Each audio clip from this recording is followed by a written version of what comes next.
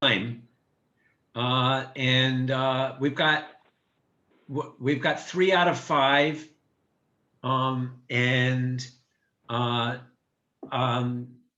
we're gonna. Before I say anything else, let me call the. Can I call the meeting to order with 3 out of 5? Is that legit? I'm not sure what quorum is for this meeting. Well, you know what? We'll go slow, but I just want to kind of keep the momentum here and not waste anybody's time. Should we do the minutes, maybe? Yeah, okay, we'll wait 2 more minutes. Let's do that. Should we do the minutes? Oh, well, I would really like to see if we can have as many people participating before voting on anything, or, I mean, we can converse, but any actual decisions, I'd like to see if we can give it a minute or 2. Just one more thing, I'll mention this again, but we have a new committee member who will be joining us, and his name is Chris Banks, and he's invited. He might make it, but we won't be surprised if he can't make it on such short notice. But if he happens to pop on, we'll stop whatever we're doing and say hi and welcome him.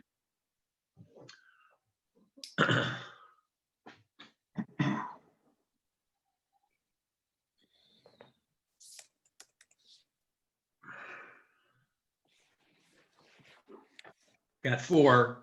We've got Namdi. Yeah, hang on 1 second. I'm right with you. I'm trying my It's video. okay. Yeah, there we go. There he is. And Andy, Hello, hello. Sorry, Andy. I went to Hi, the wrong. welcome. And let me call the meeting to order. I'd like to announce that this meeting is going to be recorded as a Zoom meeting, and we'll take roll call, and then we'll approve the minutes. So, Noah, you want to take a quick roll? Yeah, Nick, Here. David, Here. Elizabeth, not yet here, Namdi, Here. Cynthia. here. Cool, thank you. And I was just saying that we have a new committee member.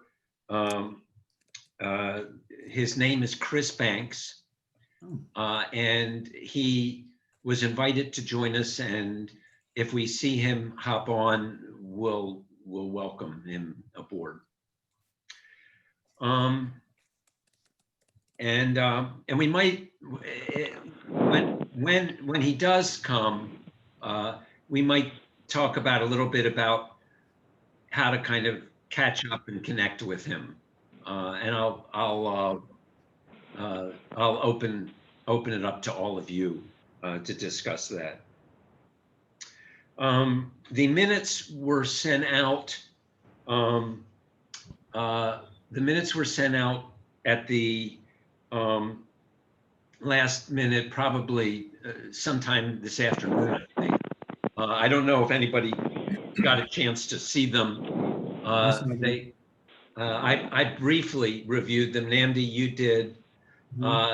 Does anybody have any questions or want to say anything about the minutes? Then can I? Yeah. I wanted to just say a couple of things. It looked like there was this, not a vote, but 3 of us said we wanted the chief of police to come in to the subcommittee. And Nick, I think you introduced that, but it never documented whether or not you wanted the chief to come in. And my second comment around that is that we haven't had that conversation with Elizabeth.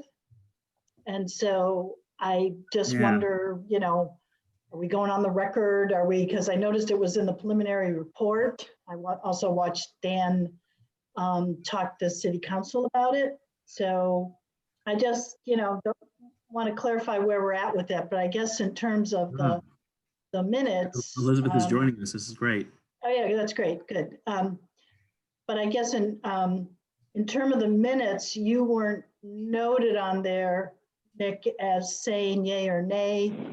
And maybe a little bit later, we can talk with Elizabeth outside of this discussion of approving the minutes, whether or not she's yay or nay on it. We have on tonight's agenda the issue of having the police chief come and what questions we would like to ask of the police chief. I'm glad to prioritize that if that seems to make sense. We're kind of at a new stage, and I think that it wouldn't hurt for us to just kind of decide where we want our focus to be at this point as part of the meeting. But we are all here. Welcome, Elizabeth, and I think we can have a productive discussion on that issue. So, and I'll be glad to share with you my viewpoint, my position. But I'm sorry to interrupt, Nick, but for purposes of the minutes, so we can just get them out of the way, did you or did you not say you were for or against? I don't know. Should those be in the minutes? I don't know what I said. I know where I stand. Should I just say where I stand? And I mean, how was it put in the minutes? Was it there wasn't a vote? No, it said David and me and Namdi said yes. Well, so the first question is, can we approve the minutes as it stands? And then we can address the question of Elizabeth and myself tonight. Okay, fair enough. So it sounds like, Nick, you're clarifying that you did not take a position at the end of last meeting. And so the minutes you would say are accurate. The minutes accurately say that you did not, that you don't have, your position has not been articulated. Is that fair? Well, that certainly seems to be the case since nobody knows it. I don't recall, to be honest, but I'm fine to approve the minutes and to answer that question tonight. Okay. Just to keep things simple. I move to approve. Okay. Second. Okay. So then, thank you. Thank you. The minutes are approved. And we can move on and we can clarify any questions that came up in the discussion. I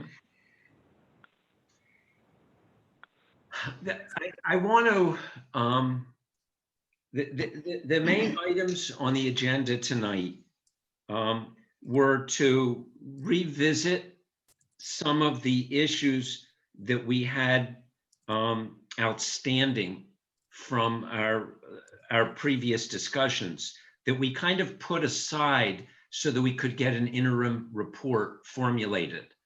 By the way, I think we did a good job of putting together a relatively concise interim report that reflects what we've been doing. So I appreciate that everybody sent that in, and it was very helpful.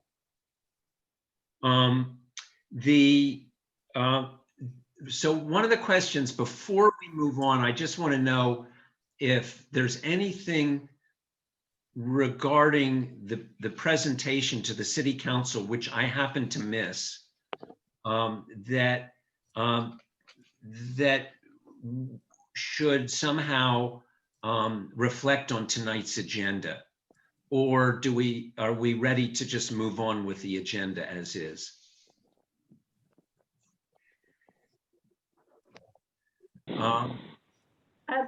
I'm not sure it would, I watched it. Dan did a fantastic job. The counselors were very engaged. They were very, very complimentary toward the work of the commission. So I'm not sure how any of that would change, our meeting tonight. Okay. Well, that's good. That's nice to hear. Noah, do you know how I can access a video of the city council meeting? Or can you send me a link either way? Yes. Yep. I'll do some research. I would really appreciate that. And maybe to all of us. And I don't know, is anybody else interested? Yeah. Okay. Then we have the next topic on the agenda is to revisit the topics for our subcommittee and some very specific issues like the complaint process, man hours, and proactive versus passive policing. My question is, since Cynthia's raised the question of the meeting with the chief of police, and since that item might be relevant to just about all the other topics, would people be okay with our making it the next item on our agenda tonight? And to go directly into the question of how do we want to consider an invitation to the chief of police? It also But I- sounded like Elizabeth didn't have a chance to share her Yeah. views as Cynthia raised before about whether we should invite the police. I think we did. Oh, not yes. get- Yeah, because, yes. because she was absent. Thank you, Nandy. I think that would be great to have her. I think we just need to, what I would just recommend, I don't know if this is also part of the discussion, is making sure that we have a clear expected outcomes for her, not just kind of questions, but to what end do we want to invite her participation, and that's what I would suggest. Excellent. Excellent. Yeah. Thank you. So Cynthia, I'm amused that you're wondering what my position is, since I was the person who originally brought it up, and you said to me, "Not so fast, Nick," and I have not changed my position. Mhm. I think that I think we need to prepare ourselves, but I think that engaging the chief of police is extremely valuable to the work of the commission, but particularly to our subcommittee, which is looking at the police as they are, as we're looking at current police processes. And I also think we need to think about what we want to request.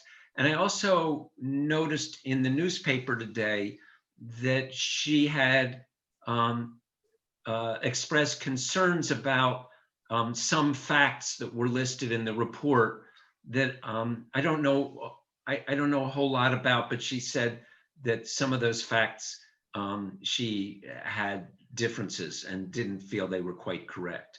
So I feel like bringing her in here to answer our questions that are specific to our agenda would be very helpful. So then, so that's my answer to your question, Cynthia. You're on the record, Nick. Okay. Good. So then the next question is, I'd like to present it in such a way that nobody feels that in this discussion that we're immediately committing ourselves to anything specific. I think that we have to have a free exchange here for a few minutes to talk about how we might make the best use of the chief, with the idea that maybe all of us or some of us are thinking evolving on this and what it is we want to ask. I'm going to say one more thing and then I'm going to turn it over to all of you. I remember, Cynthia, you said a few meetings ago that you had one very, very specific question. I don't know if you recall that, but I thought it was an interesting and worthwhile question. And I don't remember exactly what it was, but it had something to do with what would she like the commission what would she like to see come from the commission? It was something like that. I don't know if you recall, and I don't want to put words into your mouth. Yeah, it was more in terms of in the light of all the testimony and in light of where we find ourselves in the country today. Yes. Does she feel that police departments or Northampton Police Department in particular has an opportunity or a direction or a strategy or a new path to respond? Just want to get her ideas on that, that's all. And I don't know if everyone else agrees to that, but I'm just curious. This has got to be on the topic of every meeting that she goes to within other police associations. And so I'm sure it's being discussed at her level. So I'm just curious. I'll second that general idea, and I think, so just to restate it in my own words, what does she believe that the Northampton Police Department, how should the Northampton Police Department respond to the current world events? If she were a member of the commission, what recommendations would she be making for the appropriate response to the George Floyd killing and subsequent aftermath? I think that's quite an interesting question. You kind of just hear what she would, nothing should change, or something specific that she has in mind, or would she say it should be totally abolished? I mean, I don't think she'll say that, but I mean, like the whole range of possible things she could say in response to that would be really interesting to hear. I guess I don't have a major objection to asking the question, but I think we all know that her response is not going to be anything that even approaches what my sense is of this commission's feelings about the need for reform. She's I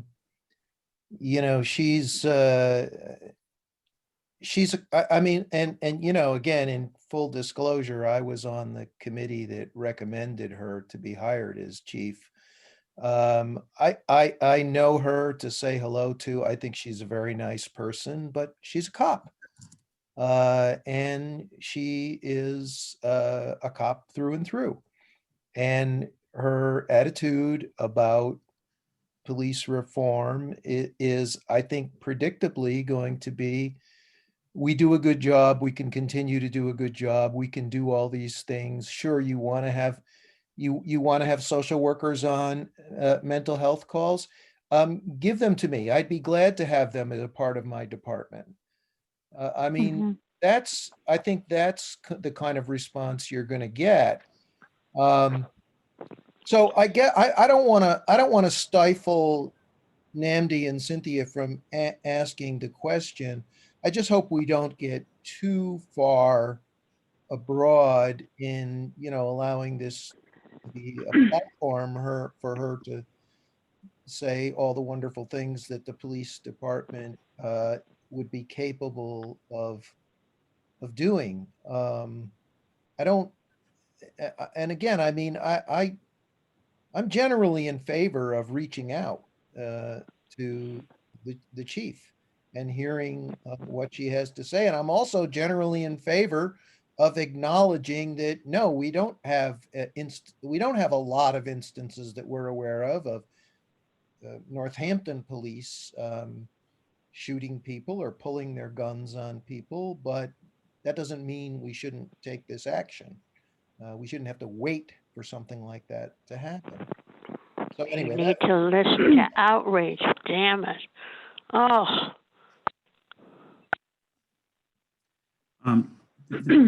So I'm sorry. Go ahead, Elizabeth. Yeah, please. Yeah, I think in thinking about that question, I do think it's again, I guess my question back to Cynthia and Namdi would be, again, to what end is this question being asked? Because as the police chief, she has quite a bit of power to be doing exactly what it is she wants to be doing in terms of responding to this moment, and has been. And so I'm wondering, if there's and the budget also pretty much to be able to do that. I mean, I know everyone wants a bigger budget for different things, but it's a quite generous budget when you look at the size of this of this community. So I'm wondering if a question along the lines of, what are the barriers that you currently see to doing the type of police work that you want to be doing in this community? And I'm thinking about the barriers being, are they money? Are they, what is it exactly? And something that I think for me, that the question I would be thinking about is drawing out the chief's philosophy around policing currently. But I think, honestly, I even that I feel like is a little bit of a, this time is precious on this call, and we see in the way the money is spent, we see in the way that we've all the different policies that we review, we see the context of priorities and the philosophies in the work. So I kind of feel like, well, are we asking a question that we know the answer to? Like, how are we framing the questions for the time that the chief will be with us to really, again, get at things we either don't know or we are just trying to get confirmation on. But I do, the broad question of what would you see as a different way we could do this? I think in many ways, it's really adding a level of privilege on top of a level of privilege, the privilege of being the chief to direct how she wants to be responding. And then having a platform here to be able to talk about that. I think it's layering a couple of different things on top of each other. And so I would hate for us to use the time to do something like that. But so. No, I have a response to why I think this is a good direction to go, but I would like to ask Cynthia, since you put the question out there to start with, both David and Elizabeth have sort of asked the why bother asking this, to what end kind of question. Do you, Cynthia, have a response to that? And then I certainly have one. Yeah, I think, Nick sort of set this up for us to spend a lot of time talking about this. And I really viewed this question as, we've all been on these job interviews, and after you get those hard questions in the job interview, there's always that last one. Hey, what do you want to be in 5 years? That's how I viewed this question, as a wrap up. I don't view it as something that's central to the precious time that we're going to be spending with, I think, are going to be some hard-hitting questions that we want answers to based on what we've all researched. So I really appreciate what David and Elizabeth are saying, but I don't want everything to center around this. I mean, if we have time and we can ask it at the end, the way Elizabeth framed it or framed it differently, that's great. But it's not a deal breaker for me. So I do see the question as more central, even though I didn't come up with it myself. I think Cynthia did, but I think that, and I think it could make sense to ask it at the end. But the purpose for this goes. I'll borrow from David the low-hanging fruit philosophy. That I think that it would be it's of great importance in terms of the objectives of our work to understand where the police department is in terms of their willingness, their sort of ready willingness to kind of make changes. Kind of where is their floor? How would she characterize where they're ready to go already? We might ask them to go, as David suggests, we might be asking them to go far further than what they would even consider. That's probably likely, but I think it's still worth our time to have her articulate, where they, our group is trying to get a sense of what are the existing practices. But I think one step further than that is, what don't we know about how she and the department already feels willing to respond? I think that's crucial information, because knowing that somebody's ready to get rid of policing in traffic stops, for example, I think is highly relevant. And knowing that there is a readiness to remove the officer from the school, that if the money were replaced, I'd just like to, where is she on these things, that where she would readily see that change can be made. And so just one last thing I'll say is I can imagine constraining the question so we don't allow her to kind of necessarily, you know, make the statement that everything is just fine. We could just sort of ask her specifically to come in, address, presenting reforms that the department is already willing to make, or something like press her to kind of say, what, given everything that's happened, you know, what are you guys already planning to do or willing to do to respond, something like that. And asking it at the end, I think would be interesting to include in our thinking. I see what you're saying with that in terms of the willingness. The question of what do they understand about their willingness to make changes and ones that maybe already in the pipeline that we haven't been able to see from these existing policies.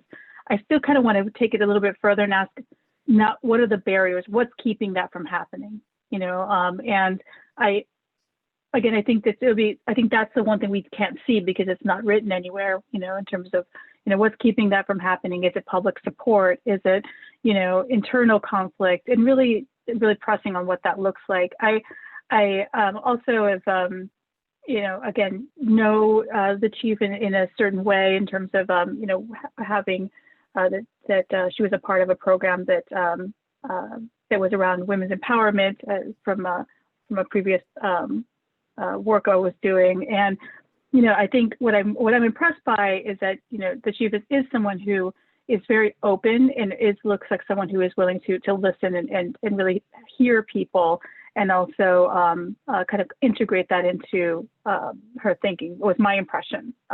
So I think that's again, when I think about someone being you know, very, that we're working with someone who is very open, I think that's a good place to start from.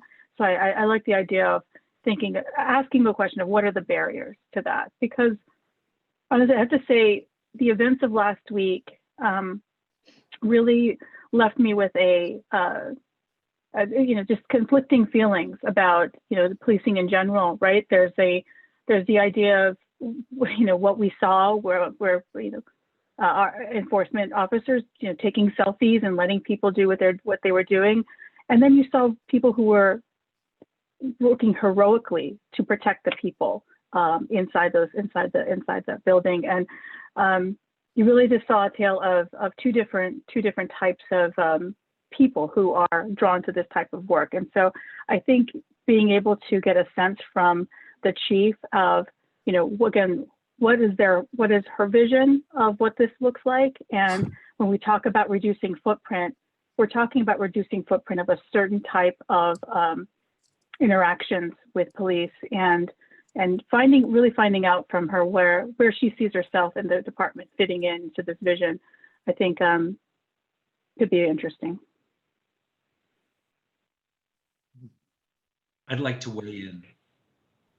I pretty much agree. I agree with many things that have just been said. There's two things I might be a little different about. I too have I've had a little bit of contact with the chief, and David, I'm not assuming as much as you are. I'm just not making an assumption about what she would say to some of these things. I know that she knows she lives in two worlds, and I have even heard her say that. And I want to hear, how does she want those two worlds being, in her words, the world of police, a black and white thinking world, and a world of people who see grays and other ways of looking at things. Yes, sir. And I would like to really I'd like to really hear where she stands on the idea of police reform. Now, that said, I don't have a concern if we go about this planfully. We're not asking her what she thinks about our recommendations. that's not, certainly not a goal of mine.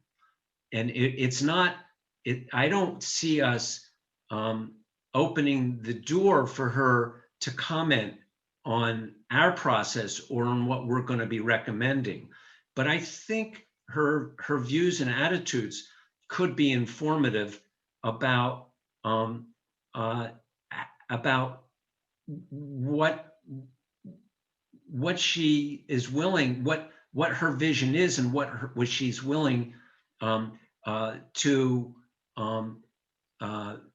imagine for her own police force that might be different.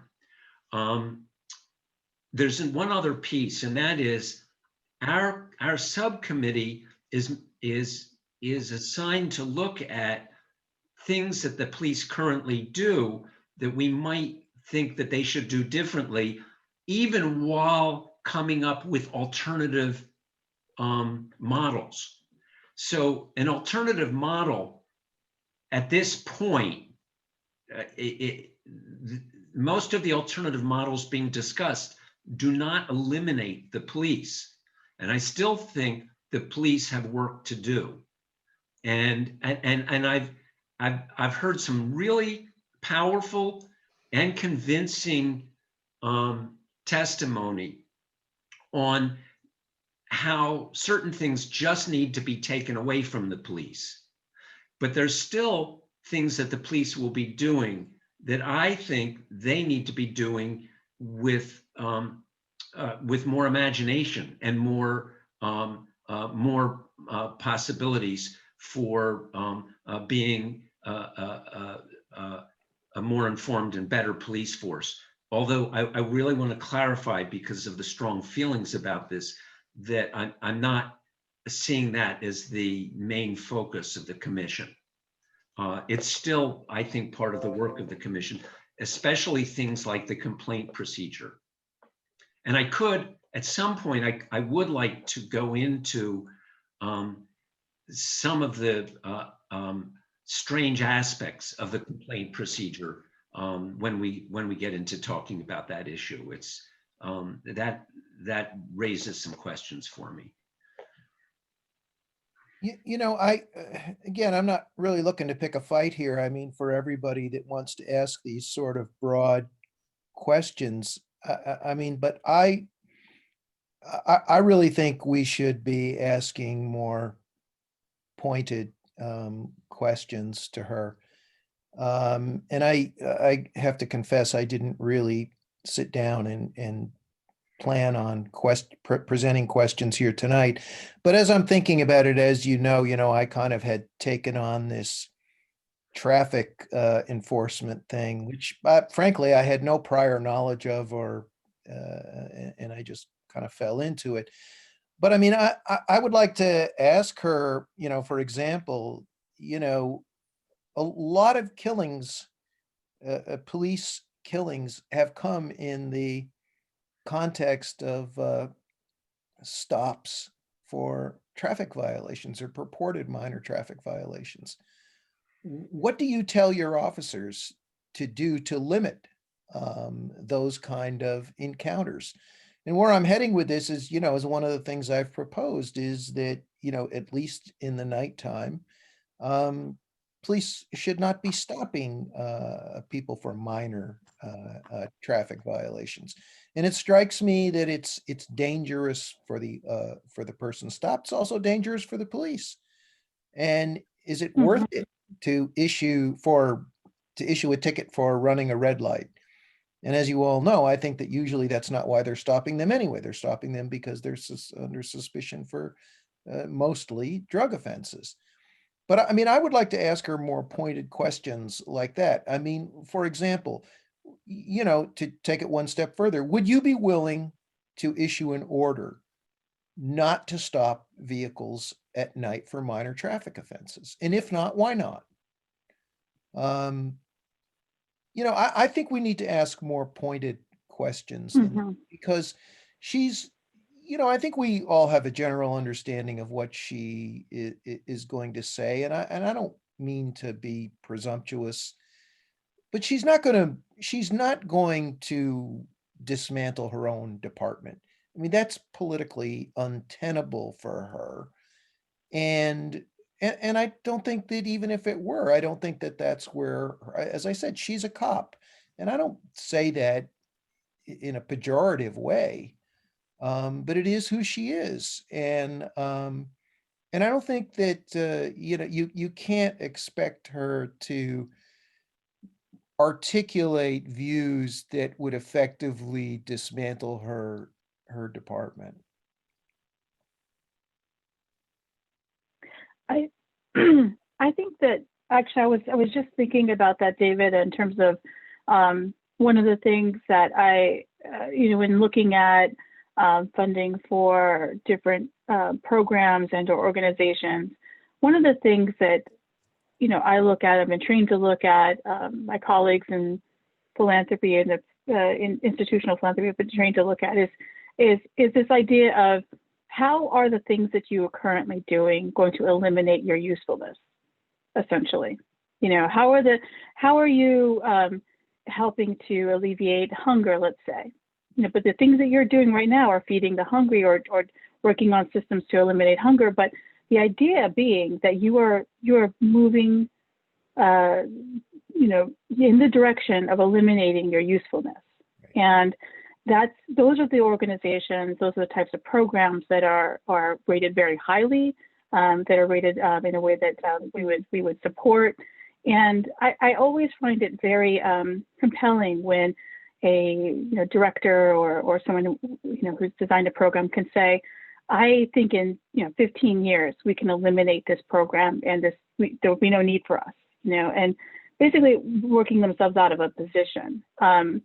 It's compelling because it's mission driven, and I think if the chief can't come before this commission and say, here's how I think we can reduce the need for us to be in people's homes or on the street, or make Northampton a safer place so that we're participating in a different type of way with this community, and do that in a way that's straightforward. I think we should be able to expect that from her.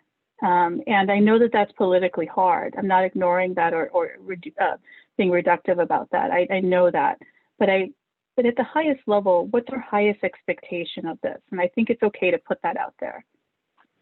Elizabeth, can you phrase that as a question you would ask of her?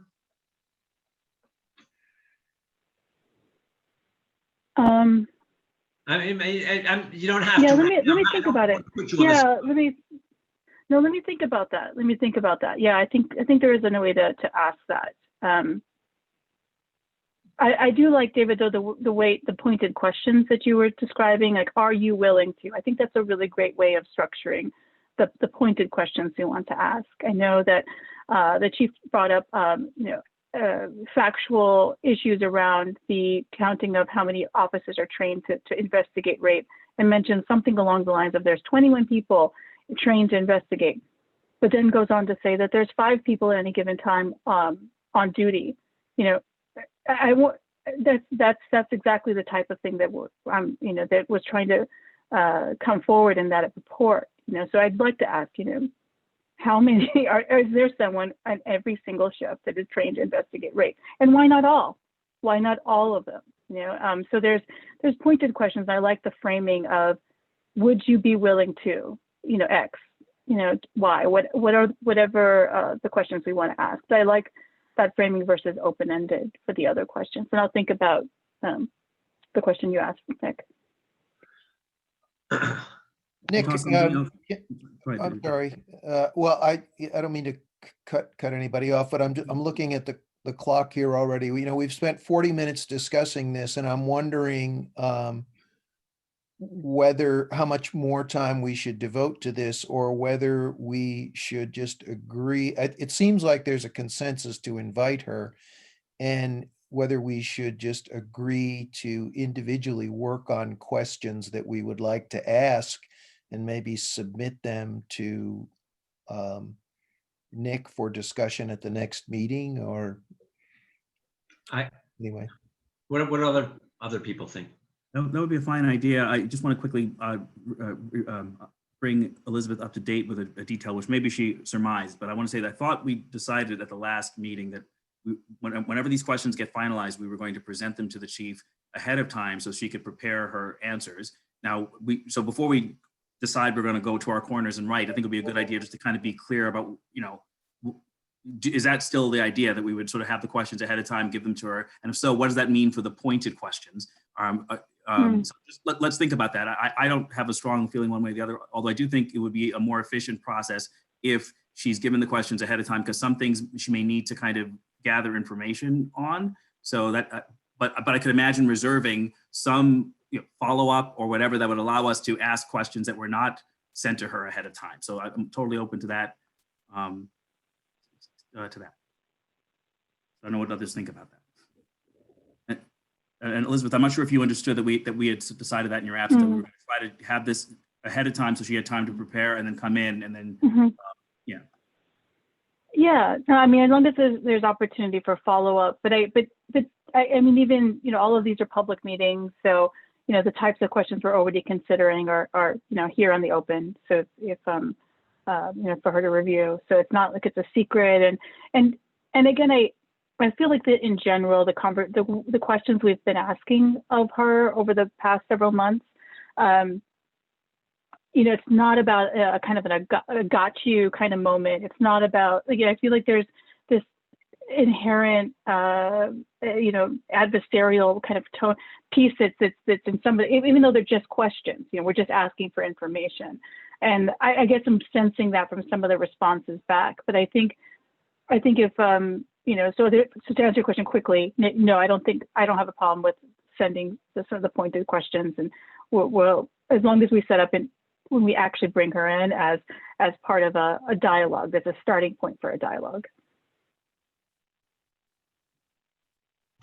I agree with what Elizabeth just said. I really, the goal is not a gotcha moment. The point is that I think that we need to all have the questions that we want to ask. I think it's good for us to know what each other's questions are so that we know what direction things will be going.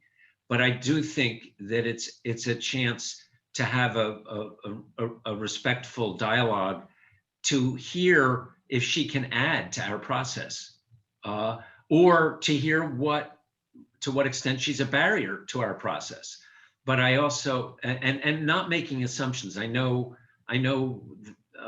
there are assumptions about how this would go, but I think she I want to hear. I really want to hear what she has to say. This is right now. This is her department, and I want to hear. Where does she fit into all of this? Can I ask two more points, and then totally happy to move on to another topic. But one, because I think these are things that I want to say before we all go to our corners and write our questions. So one question that I would like to see is something that, given what Nick said about the newspaper article where she had suggested that we've gotten some facts wrong, I think it would be useful to have her come in and have an opportunity to basically correct the record. So if there are factual points that she believes our commission has somehow mischaracterized the department, I think this would be an opportunity for her to kind of give us her take on whatever, on facts, like, kind of we said they do this and they don't do that, something like that. I think would be just like we did at the beginning of this meeting. We had to go over the minutes and people were able to kind of find, little details that concerned them about the way the meeting was characterized. I think it would be only fair for us to let us know whether there's some detail or fact that we are totally getting wrong. So I guess I just wanted to advocate for that. My second point has now escaped me, so I'm going to drop it there. But I don't know if anyone disagrees with that idea, but just like that's something she could prepare ahead of time, is look at what, and then come in and say, you guys have been saying this, and actually it's this other thing. So Namdi, put that on your list of questions. I will. I actually just jotted it down.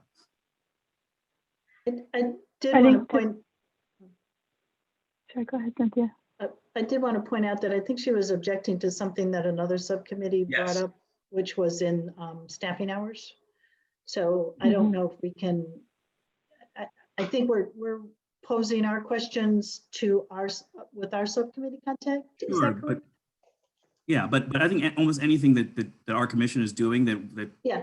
she says is factually incorrect, I think would be useful for us to at least, Sure. we don't have to agree with her or believe her, but it'd be good to know that there's a discrepancy between what we're Yeah. assuming and what she says is happening. And I think that's again, that's what's important about the follow-up as well, because of again, some of the quotes, I guess, at least on the newspaper and other places I've read, where it's describing the capacity of the police in certain ways, or the policies of the Northampton police in certain ways that seem to contradict other responses. So I think, just making sure we can ask some follow-ups, so that we, so that's all. Yeah. Right, and I did remember my second point, and this is again just a food for thought for the group.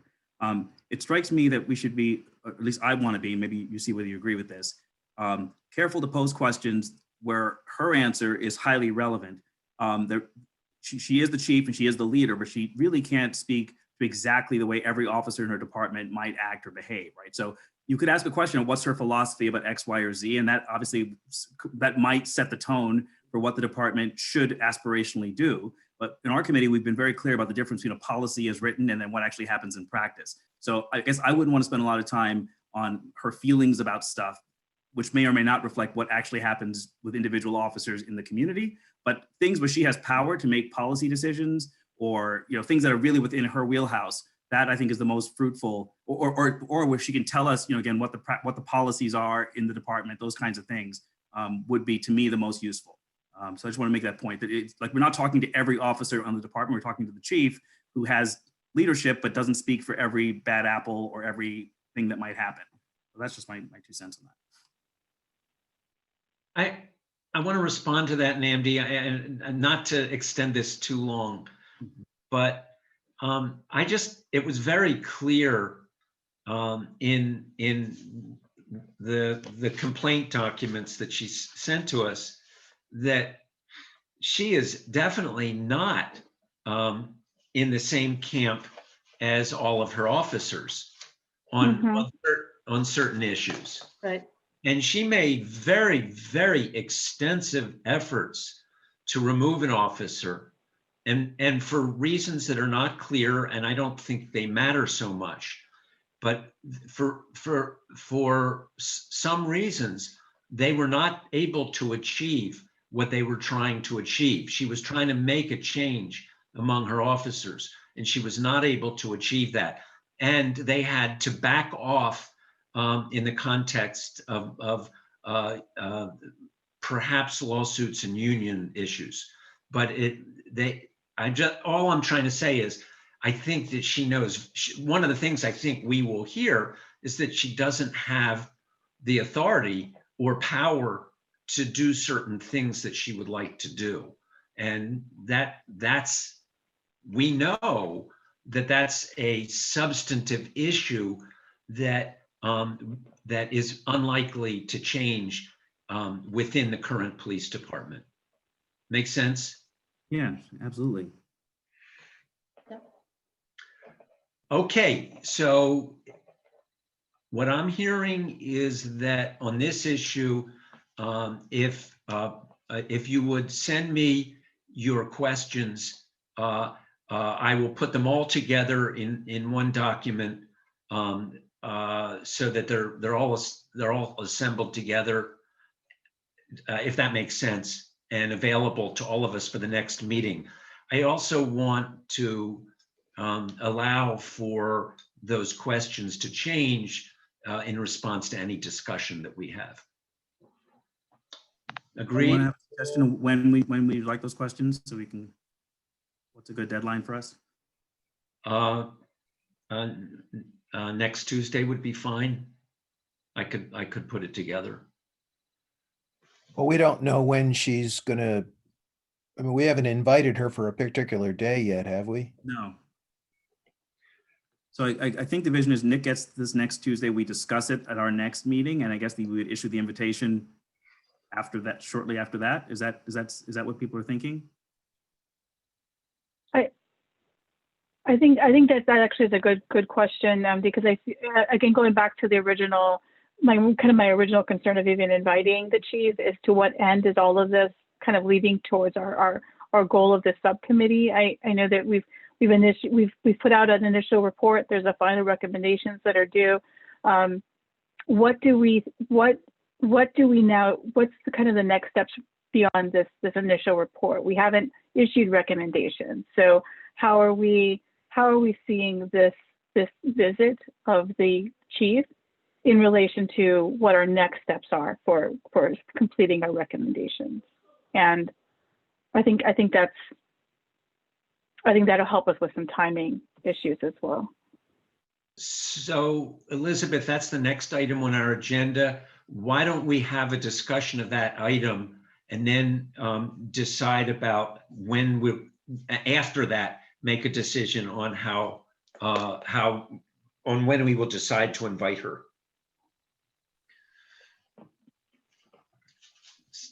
Okay, are people comfortable with moving on to that next issue? Yes. Okay, so the next item is just what Elizabeth said, and that is what do we want to focus on at this point, and how do we want to define the work of our subcommittee? You know, if I can just say preliminarily, and I'm glad Dan is on the call because I think the whole commission kind of needs to think about this. It really, to me, it kind of depends on to what level we are going to go to with our recommendations. So to take one extreme, for example, we could say, okay, well, here are the things we think could change. Mental health, traffic, no officer in schools. There you go. Get to work on it, City Council. Now, obviously, I think we all think we want to go farther than that. But the opposite extreme would be, well, we want to set up a Department of Community Care. We want it to be in the current police building. We want to change the sign out front by May 1st. We want you, Chief, to move your entire operation to the first floor. And, you know, I don't think any of us envision going to that level of detail, but I think we need to figure out to what level of depth we are going to go in our recommendations before we decide how much more time we need to put into individual recommendations. So that's my first thing. The second thing is, you know, we picked out those 6 areas and we've kind of covered them at least preliminarily and maybe fully in some cases. It seems to me when I tried to just quickly think about other policies and services that we really ought to be dealing with. I mean, Nick already has the complaint procedure on his agenda or on our agenda, and I think that's definitely one of them. Another one that was specifically mentioned in our charge that created the commission was the issue of body cameras. We haven't talked about that at all.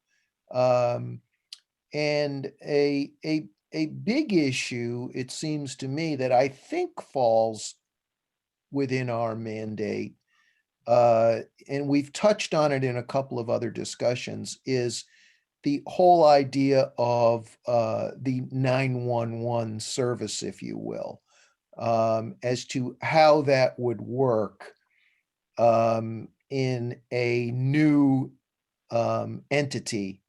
How would the training happen? How would the staffing be done to direct calls to the appropriate responder? So those are the things that I just thought of off the top of my head that this committee hasn't dealt with, and I think probably should.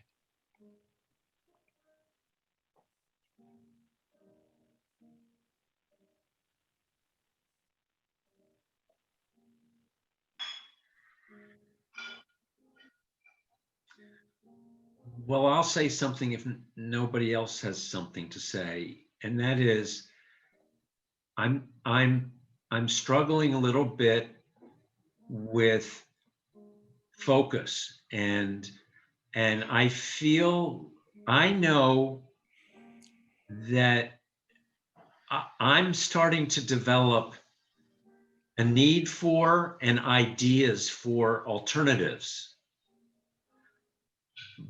But I feel confident that the alternatives subcommittee is doing a really good job exploring a lot of the things I have been thinking about. So that brings me back to thinking that the focus of our committee is much more on specifics of the current police department and how that might interface with an alternative model. I'm trying to keep us focused on what Well, our subcommittee, I feel the mission of our subcommittee is. I think that makes some sense, but I think then in terms of the sequencing, we don't have kind of a report from the alternatives subcommittee to say, okay, here's the report. Now we can see how it interacts, and or I guess there's the sequencing issue, but I'm also wondering at what point this subcommittee is brought back into the larger whole. When are we back into a larger whole to discuss all of the different pieces? I mean, I think the subcommittee definitely made sense as we had this huge kind of apple we needed to bite into, and being able to just have these manageable pieces. But I feel like some of as we get to the recommendation stage for this final report, I feel like I do need to hear from the alternatives committee and this spending. And I think there's a lot of things to be learned together from the focus of, I guess, from the place of the submitted report and being able to finalize recommendations from there. And in terms of what altitude we take, to David's questions, are we talking about what sign goes on the front door? Or are we talking about, hey, here's what needs to be changed, do it? And I guess I'm taking a little bit from the way a task force of a board of directors or something might take. It's to say, we're not telling you how it needs to be done, but we are giving you very specific instructions around what needs to be done. What's the end result that needs to happen, and you can figure out how you would need to get there. Whether it's, we need to pull all the traffic folks off the street and replace it with a civilian enforcement or something along those lines.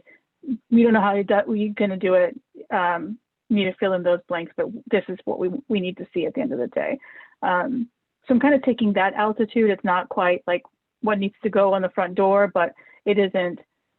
These are very broad strokes that need to be changed, because I do think with all of the investigation that we've been doing over the past few months, and as well as the testimonies, all of the things, I think we have enough to be able to give more specific direction to the mayor, and we should do that. We shouldn't be afraid to step into that.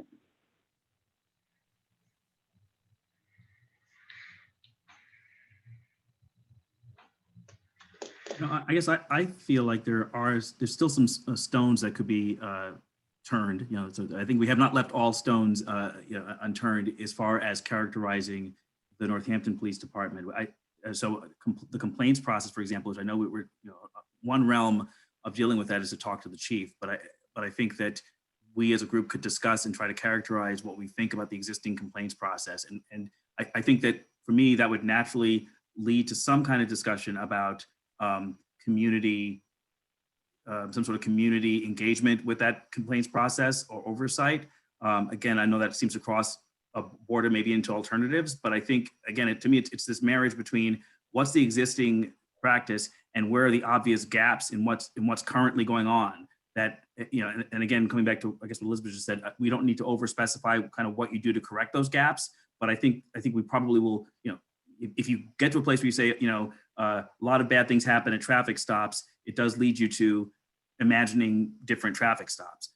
So I guess for me, on that list, in addition to complaints, I would say use of force. I feel like we as a subcommittee haven't really talked a lot about this. And to me, when I think about policing, one of the ways I've been thinking of the whole time is that one thing that makes this role so different, in society is the way in which we empower these individuals to use force, and to really understand how that's been done in Northampton and is being done in Northampton, even if shots aren't being fired, drilling down on what the procedures are.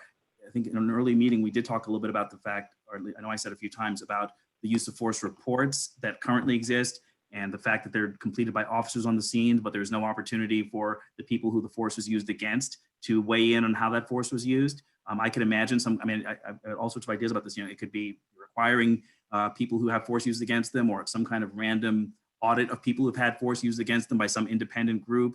But I think something that looks at what are the existing practices on some of these hot button issues is still worthwhile. And I guess one last thing I want to say as far as characterizing the department, an emerging lesson for me from all of our work is the continued recognition that many people, including our wonderful speaker who addressed the whole commission, acknowledged a time and place for police. There's some who some have made the strong argument that we should abolish it totally, but I've been struck by the fact that many people will still say, well, there should still be some police. And when we get into that, it's usually about these extreme cases, rare extreme cases, maybe something like what we all witnessed on video at the Capitol. I mean, it sounds far-fetched, but we all lived through a summer where Trump supporters were in downtown Northampton, kind of rallying for their guy in ways that I know I've got friends who felt quite menaced by the way that happened. And I can't say for sure that under certain circumstances, we wouldn't see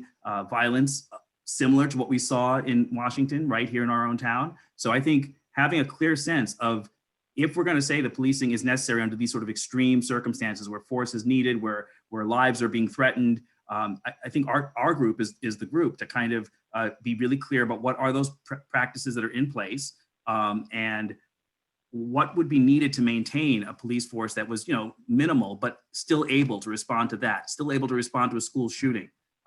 These are the things that are going to be left behind. And I think that,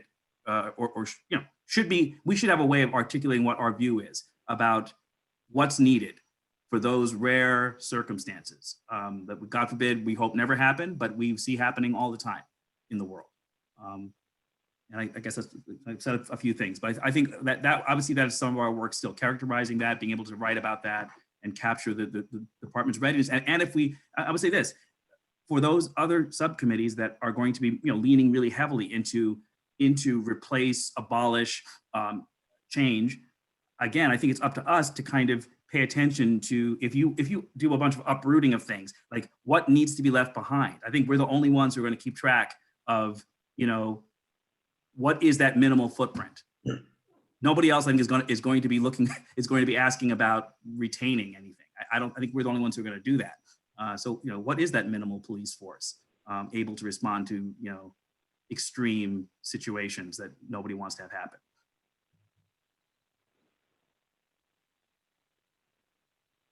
I like the discussion around use of force.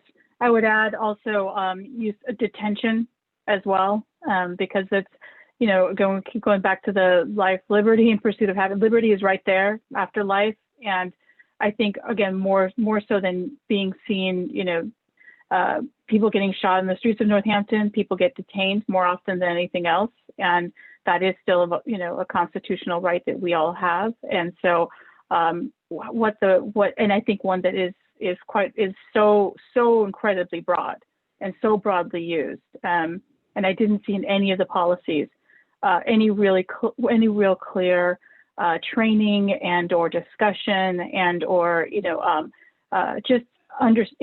a statement of the preciousness of liberty when it comes to the citizenry of Northampton, and how that should be treated in a way that's very lightly and treated in a way that's that is used with deep discretion. I didn't see anything even close to naming that. And so if there was something around, in what are the extreme cases that force is necessary, I think we need to also be able to define in what cases, or ask for even when the chief comes, in what would they be willing to, would you be willing to,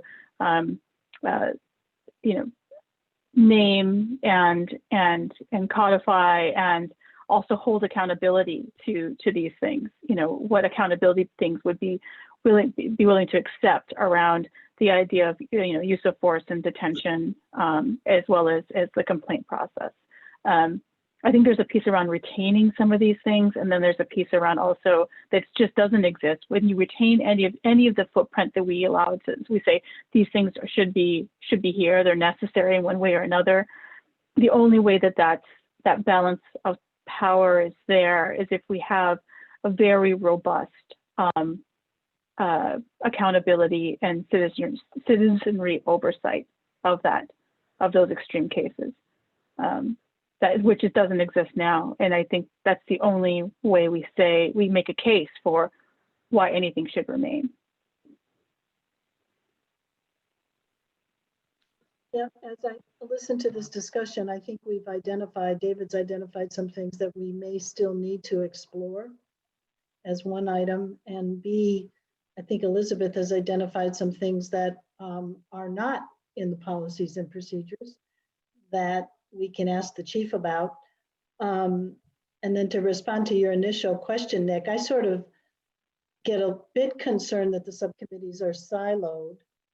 And so I want to see what is the process because we've all looked at certain aspects, how do we get our recommendation for alternatives to the alternative committee? I'm just a little clunky for me on how to do that. Frankly, because I've done domestic violence and I wanted to kind of report very high level on that. I've talked to a lot of people. I have a lot of interview notes.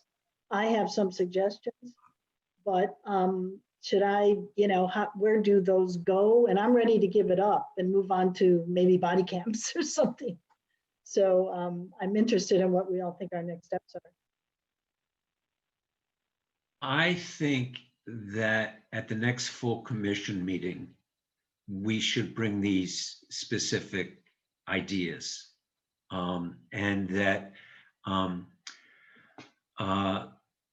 because we've identified by looking at the various processes, we've identified that there are areas we think that non-police would be more qualified to manage and handle. And I think that we need to ask in the full commission how we can bring those ideas, how we can begin to work with the alternatives committee as they narrow down their various ideas.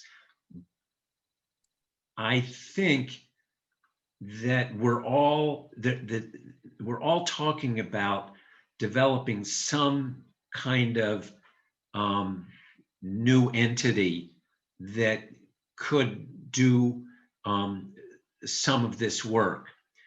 Just to share with you my own thinking on that, I believe that entity will need to be an evolving entity that will learn and grow and maybe take on more and more over time.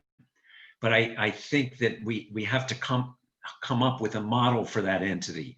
But in the meantime, I would like to see, as we talk about use of force, detention, and various policies, I would like to see the current policing services not be a closed entity that doesn't have input from any kind of oversight or citizen group. And that's, to me, the key for starting a process for ongoing changes.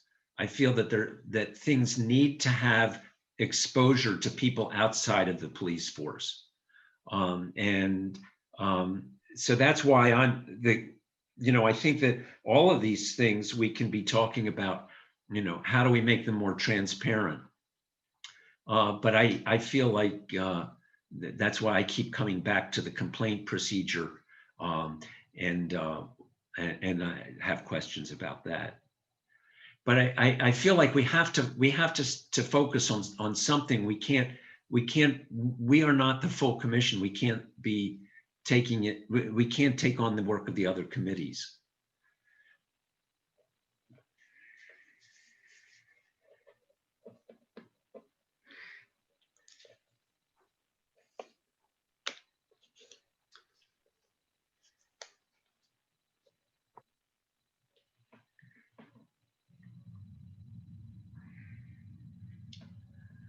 You know, I don't know if this is helping to rein in our conversation or not, but I guess what I heard you just say, Nick, is you know, trying to get a sense of what our focus should be, trying not to step on other committees, subcommittees' work. And you know, I do think that in this case, as we're having this conversation, I'm seeing that the upcoming conversation with the chief of police again is a useful task that it does very much can stay much within our subcommittee. Like, you know, another thing that will likely go on my list is something about the training practices, like trying to get more detail about training that doesn't appear on the website. I think in our earliest meetings, we had noted an absence of training focused on sort of community relations or like community policing, like a lot on tactical stuff, but not a lot on. So again, what I'm getting at is trying to get a better picture of the existing community relations, which sounds like it's a one-way street. It sounds like it's the police department doing its version of outreach, and it sounds like we're saying we imagine a much more like an oversight where the police are really answerable to the community that checks on them more.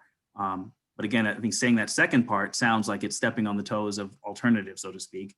So it's hard to think about how do you stay in your lane sometimes without, how do you not suggest alternatives? But I think our part is to be really faithful to making sure that we do understand the status quo, you know, so that like, I think it is useful to be able to say, hey, there's a complaint process that doesn't seem to have any citizen input. But I think we need to know the complaint process in order to make that statement about what it lacks. And I think that's like somehow in all these domains, we need to walk right up to what is it now, and then point to what seems to be omissions and lackings and areas that need to be improved somehow, even if we don't start to prescribe the improvement.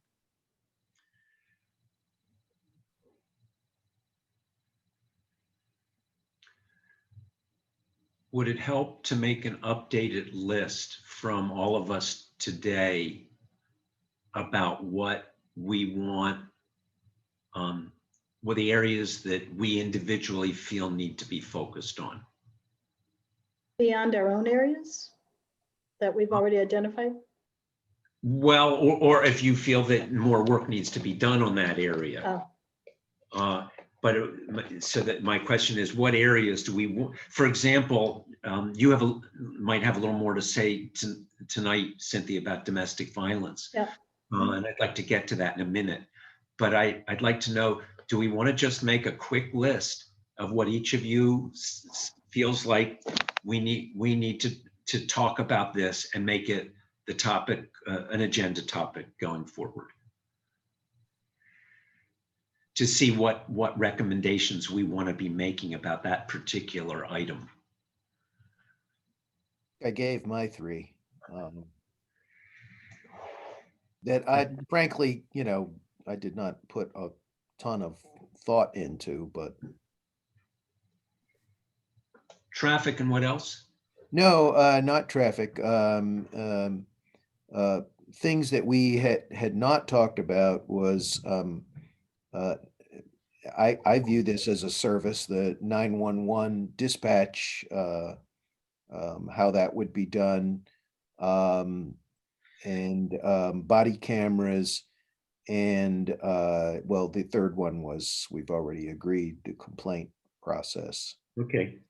Those just, you know, again, without giving it a huge amount of thought, were three things that I felt that fall within our purview that we really haven't talked about. Okay. Thank you. I guess I would just add the use of force, like a little more scrutiny on use of force, and how use of force and how it's documented, how we can have confidence about what happens when force is used. Detention was mentioned.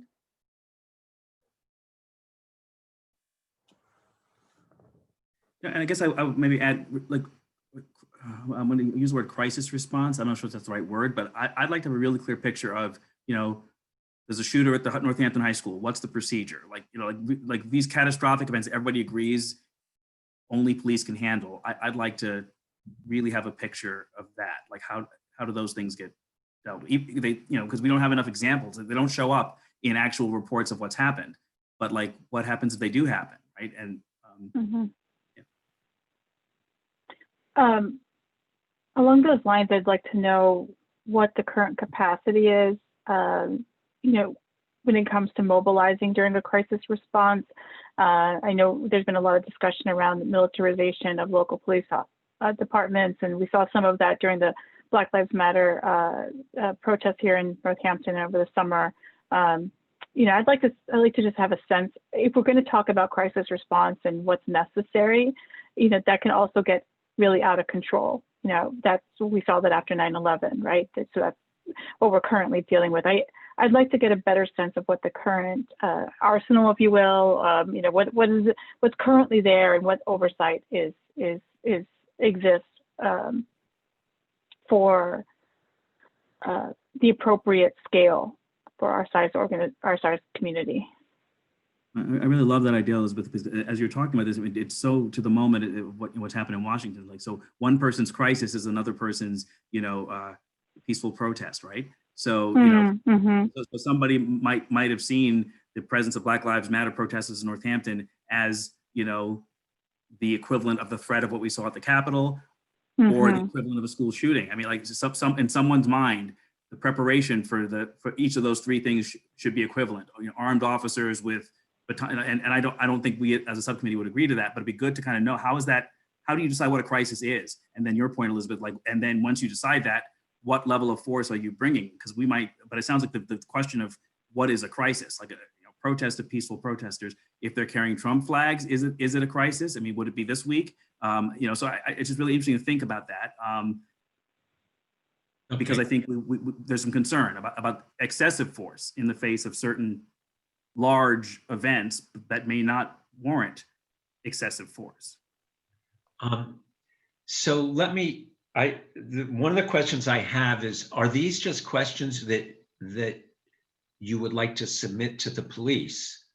And we can just submit another list of questions, or are these things that you want us to discuss as a group at this point? For example, the complaint procedure, I feel like we've gotten our answers, and now I would like to have a little discussion. We can do that next meeting. But are these, should we put in some other questions to the police? And what you could do is formulate the question and forward it to Dan to submit. So I'm imagining that the two aren't mutually exclusive. So some of these things will end up as questions to the police chief, but I do agree the final common pathway should be discussion among the subcommittee that would lead to the kind of text that would go into our final report, right? So the police chief will provide some input to many of these things, but I want to say that I am not going to assume that the police chief's perspective or words should be our perspective.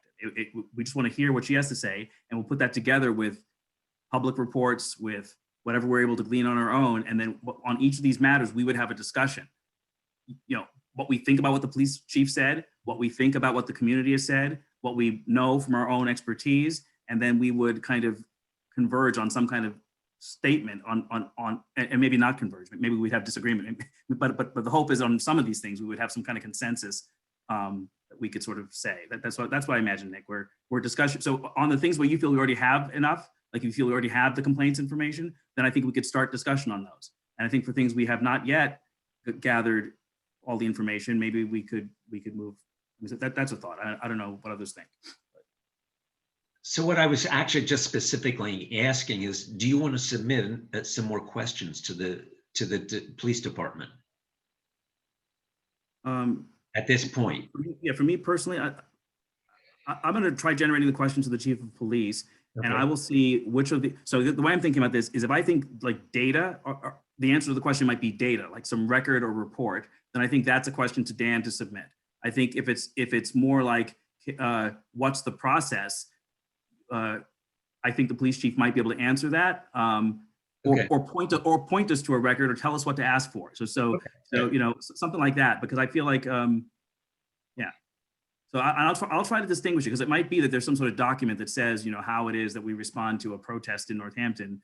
You know, so I don't know. So I'll try to work on from my side. I don't know if others have opinions about how you'd want to proceed on these questions or your questions. I'd like to move on to the next item, and I just want to say, I think if any of you has a question that has a specific informational answer, I think that submitting it to Dan for the police chief would be okay. And I don't think we have to all vote on it or anything like that. I think you can just go ahead and do it. And just let us know that you've submitted it. We'll all get a copy of it. I'd like to move on to Cynthia's domestic violence research and see if we can review that. Yeah, thanks, Nick. I'll make it high level, but so we don't spend a lot of time on it, and just what questions that I would, or what a recommendation would be that I would have. I spoke with Mary Casella, who is in the DA's office. She's in charge of the domestic violence intervention program and the high risk team. I spoke with Becky Michaels, who's the assistant DA for the new Restorative Justice program. I spoke with Mary Walsh Watson, who happens to be UMass coordinator for the SANE program. Elizabeth, you mentioned them, sexual abuse nurse examiners. I kind of stumbled onto that through this other person, Gisela Zuniga, who is the director of the Center for Women and Community. And also spoke with a couple of advocates. I'm still scheduling some time with Marianne Winters, who is the ED of Safe Passage. Where I was going with domestic violence is that the Northampton Police Department website talked about civilian advocates that are assigned to the police department, and I wanted to follow that trail and see who they were, what they did, how they're funded. And also there are advocates, civilian advocates, this term that is used quite a bit, that work through the DA's office in the domestic violence intervention program. So basically the two civilian advocates that work in the Northampton Police Department are funded through a federal state grant that assigned the Center of Women and Communities and Safe Passage to receive money to have domestic violence funds within police departments, and the lead agency happens to be the town of Belchertown. And so the two women who work as civilian advocates work Monday through Friday during the day. Their phone numbers, their contact information is available, and the points of entry to contact them is through either dispatch or individuals themselves who need things like how to get a restraining order, need immediate assistance with kids, shelter, safety. So they're the true advocates paid for by this grant that's run through the Center of Women in Community. They never, and this seems to be like a total underline of both the DA's office and the civilian advocates through CWC, is that they never go on a call, a domestic violence call. Domestic violence calls are considered to be one of the most dangerous calls that a police officer is going to be called to. And one advocate told me, and I'm still trying to research that the number one cause of death for police officers is when they're on a domestic violence call. So there's a lot of feeling that this is not the place where you want the social worker, the civilian advocate, etc. And so as I went through this whole system and talking with a lot of folks, I had to ask the question, do you see a place for reduction of the police footprint in this particular area? And it was interesting what many of them said to me, and this is just a summary, that the peer work, the civilian advocates' work, is essential and productive, and we have statistical evidence that it works, but these are all grant-funded programs, so there's no sustainability. They're all on a grant cycle. You can't plan for anything. You can't plan for a future or how to do a prevention program. So that's the vulnerability of having peers or civilian advocates in a domestic violence situation. And most of these people said to me that the only way I mean, this is about conquering domestic violence in addition to dealing with the issue at hand. They just universally said that prevention is the key, and prevention, where we might have an opportunity at the earliest age in schools. And they talked about a program that once was available in the Northampton area, in the Northampton school system, about healthy relationships. And that's really sort of the crux of it.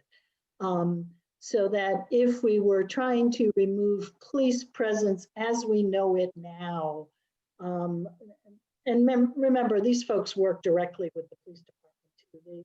They felt that the answer to this particular issue is more prevention as opposed to reducing police input. So I just put that out there as we think about this department or branch that is completely divorced from the police department, something that has sustainable funding where we can actually make a program of prevention in the community.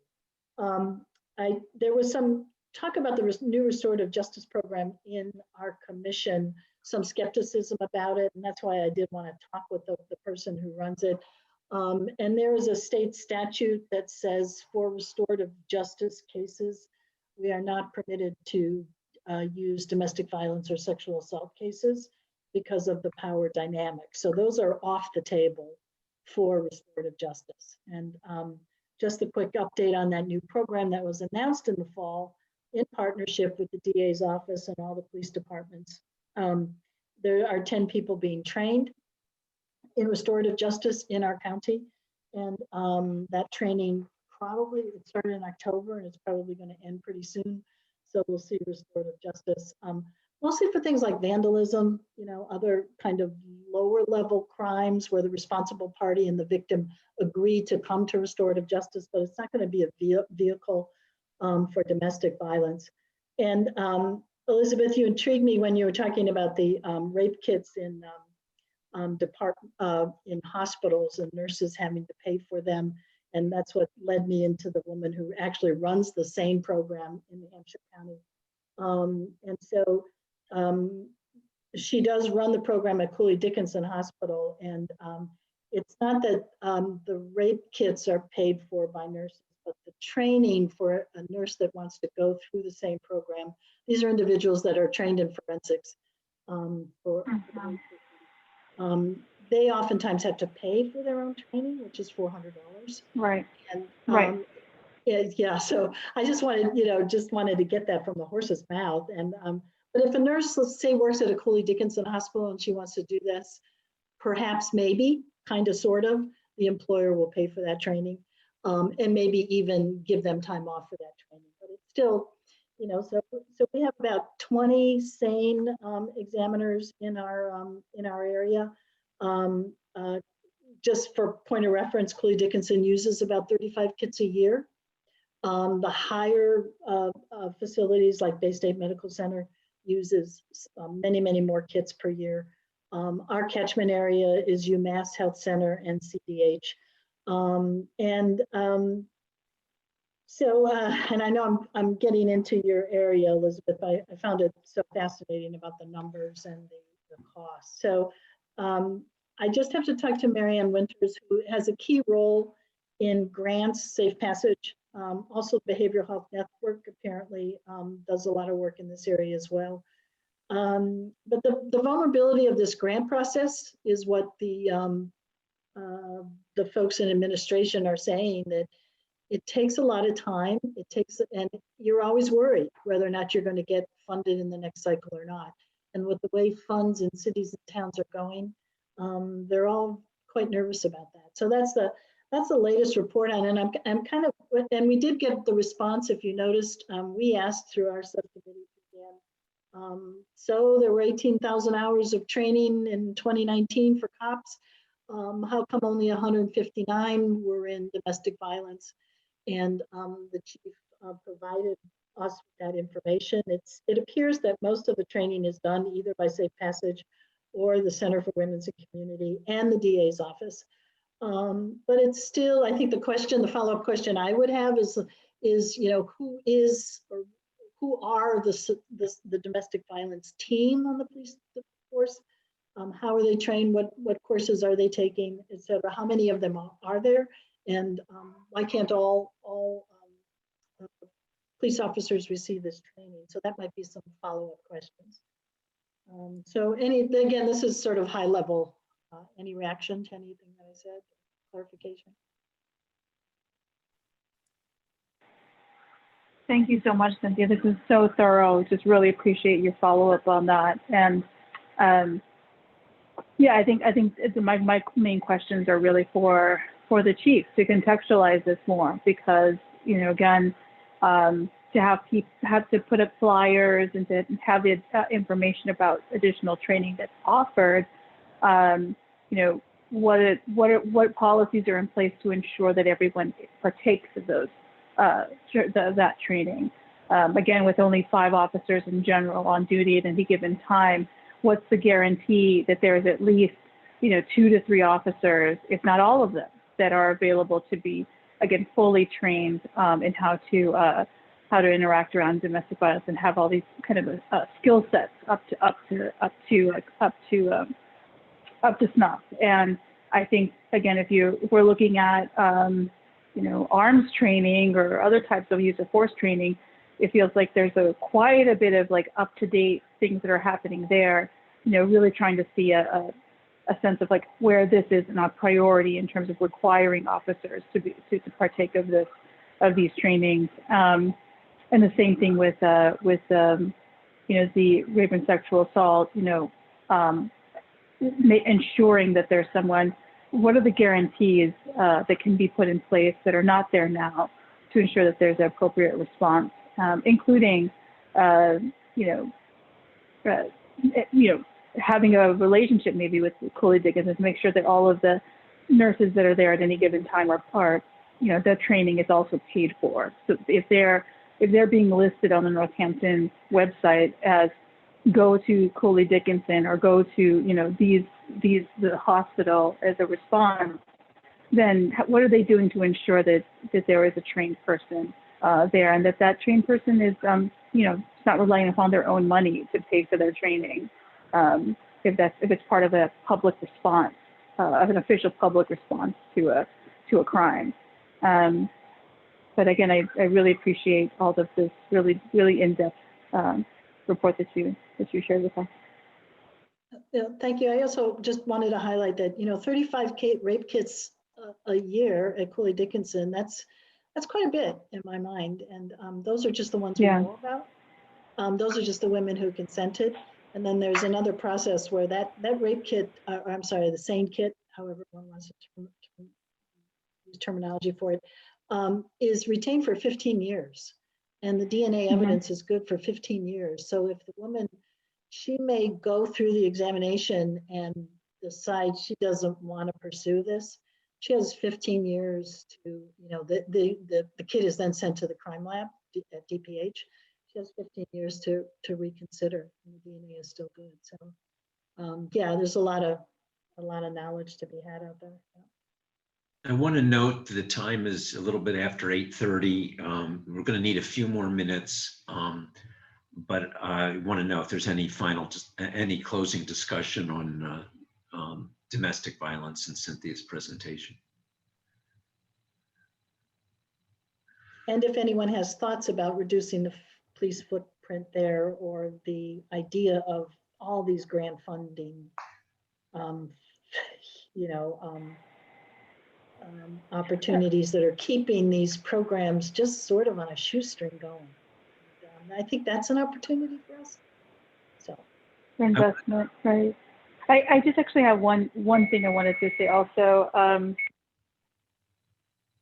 about something we keep saying, and I heard you say it also, Cynthia, and that this is something that police will tell people a lot, and I hear it being repeated, that they say, domestic violence calls are the most dangerous, and without saying anything else, it seems as if, what I'm hearing is people talk about, well, it's usually the female who is called, who is also now suddenly dangerous, and there's all of these stories that police officers will tell people about domestic violence calls, and they're very quick to say it, and they'll say it all the time.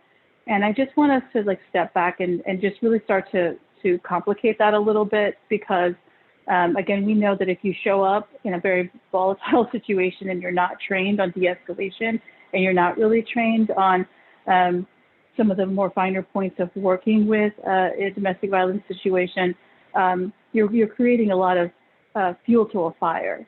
And so to just kind of blanket say domestic violence case calls are some of the most dangerous without saying what police are doing in those instances that are causing some of that danger, I think that we're missing something there, and we're doing a disservice to what we can try to point for a potential change.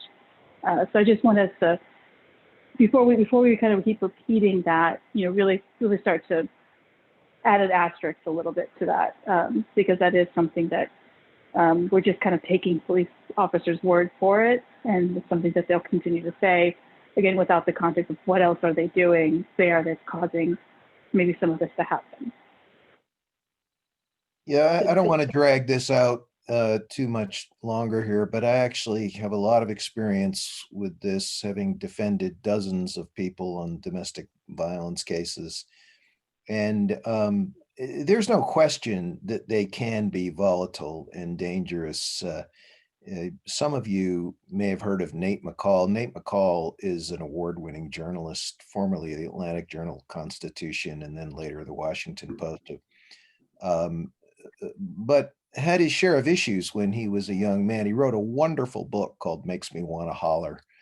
And in that book, he talks about being a young man and getting in a fight with his girlfriend and being taken off to the jail, and very articulately says, man, I'm so thankful that they did that, because I definitely would have killed her if I'd had the chance that night.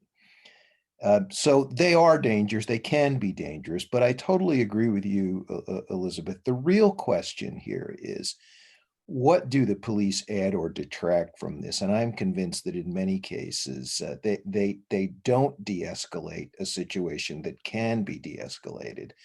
And in fact, their presence and the complaints that you hear all the time are, once the police arrive, the quote unquote victim really doesn't want the offender arrested, but the police will always arrest because they don't want to be the one to wake up the next morning and say, well, I didn't arrest him and he went back and killed this person.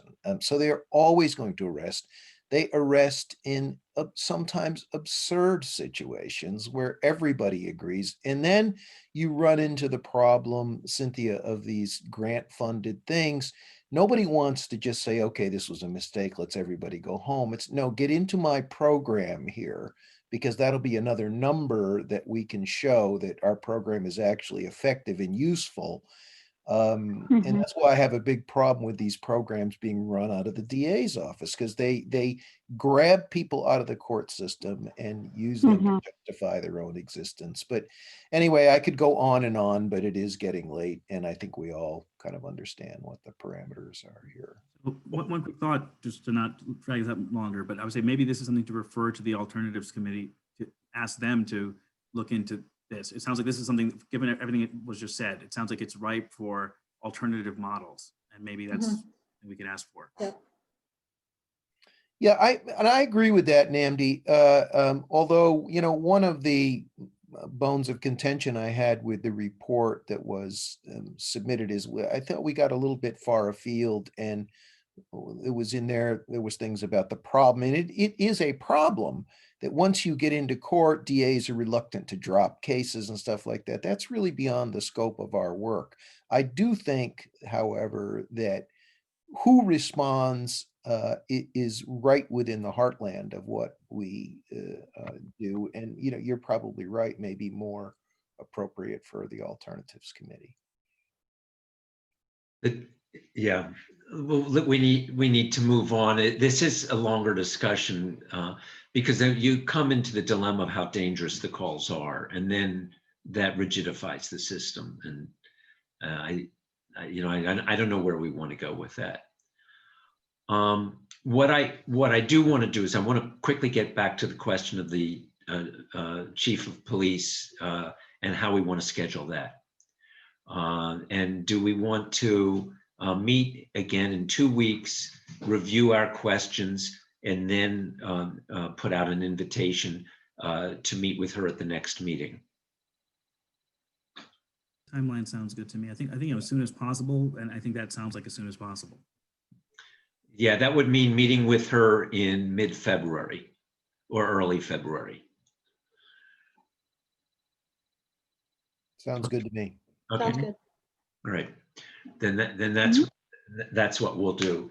The only other item on our agenda is that I was going to update on the homeless liaison officer. At the time, I was hadn't gotten a chance to talk about it, but basically I've left that to the Alternatives Committee. They've done a lot of work on that, and I don't know. I would have to ask the chief of police what the homeless liaison officer does. I have no idea. And I might even submit that as a question. A good question. And find out more about that. So to wrap things up, do we have any other business, any new business anybody wanted to bring up before we end?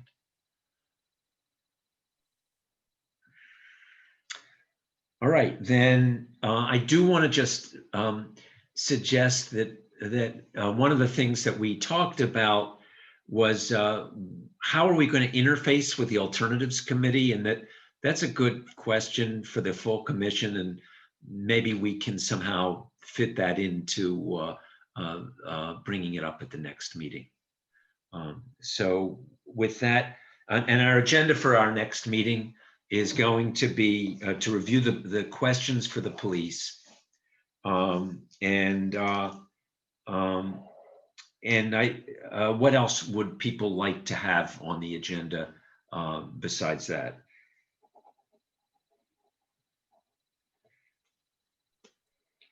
Do you want to start? Do you want to talk about any of the specific items that we began to address? I'd like to put out there that I would like to start a conversation about the complaint procedure. Yeah, that sounds right. Sounds Yes. appropriate. We have data to discuss. That would be terrific to do that. Okay, I will do. I will spend some time with a list of complaints and see how I want to raise them and bring them, categorize them perhaps. If anybody else wants to do that, I welcome you, but I will try to bring that to the meeting and do some of the work of reading all of that stuff. Yeah, I'll try to do that as well. Okay.